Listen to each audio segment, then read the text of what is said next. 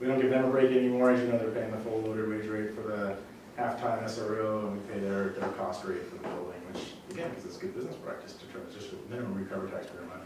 Unless you have some value you can show, so, I'm sorry. At $45 an hour, $15 or 15 hours at $45 an hour, $675 that we're saving by using that building. So, times that out, times the year, there's some value there that we. So if we go back to them and say, well, you gotta pay what we, or whatever we need to do, they're gonna come back to us and say, well, you're using it X amount of hours, so you guys need to pay us. That's why we came up with a different way of trying to get out of the contracts. But I get it, Scott, you're right, there's a big benefit they provide. The problem we're running into is we don't have any kind of funding allocation set aside for future maintenance down the road. Yeah, not good. Or utilities, or, and frankly, we're paying that right now for these. I like the business model idea, and we'll give some of these credit, and we'll work back at some alternative arrangements and see if we can't get the chamber representative to come and maybe hammer out the fine-tuned details, because I think we'd all like to get something settled and figure out what the trajectory is. So I thank you for your time. Just call me with any questions, and I think we got enough feedback from there. We can go have our chamber meeting and we'll kind of know what questions we want to ask. Thank you. Boyd, how long is the Big Rock update? Oh, a minute and a half? Okay, well, let's go ahead and move forward with that, and Main Street. For sure. These can be very brief. Big Rock field use scheduling is increasing. We're working as well as we can with all user groups to maximize rental and revenue and playtime. So you'll see that we're doing it based on discussions with administration mayor, is if someone comes in and says they want this certain time and it destroys a user group's ability to maximize use of the field, we're weighing all those possibilities before we make that schedule. So that's the first one, I just want to let you know. I'll tell you about the project in a second. The fields are open on the weekend. They'll be open Thursday through Sunday. We'll be putting that on Facebook.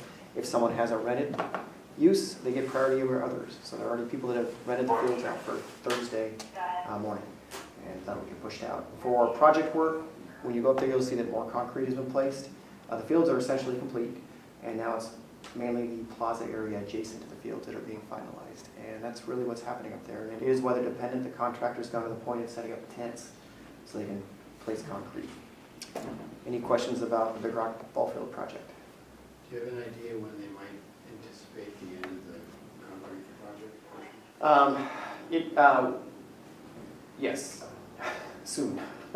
It has been weather dependent. What we're trying to get them to prioritize is the south side adjacent to playgrounds that can be completely open, and then they can focus on the northwest side, the access road along the left side as you're facing it. And so once we get that open plaza area where the potential future restroom is opened up, we think that will be the next 2-3 weeks. Main Street, we're close to substantial completion. That doesn't mean substantial physical completion, but substantial contract completion. What we're working on right now are remaining landscape areas, site cleanup. One thing you'll see that they started placing paint because of weather. They could not finish the striping.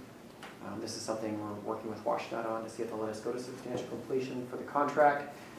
Why do we care about that? We care about that because we have a certain number of contract days on the contract. So we're working with that. We're working in-house and with a consultant to generate some potential plaque or other type of monument that celebrates the project. And that's pretty much what's happening out at Main Street. Any questions? Do you know when the railings and all that might be going in? That's a good question. That's actually one of the issues we're dealing with contract and WashDOT. The railings are still in fabrication. So that is one thing that could delay substantial completion by WashDOT. We have temporary fencing up, and it's just something that happens. They were going to produce a railing that was very expensive and hard to build. We worked with them to find a railing that was less expensive and easier to build. And it was to the point, I believe, that they're asking for WashDOT to come out and inspect the railings. So they are under construction, they're just not all complete. Any questions? Okay, Thank you, Boyd. Thank you. And with that, we have 7 minutes until council starts, so committee of the whole is adjourned, and we'll begin at 7.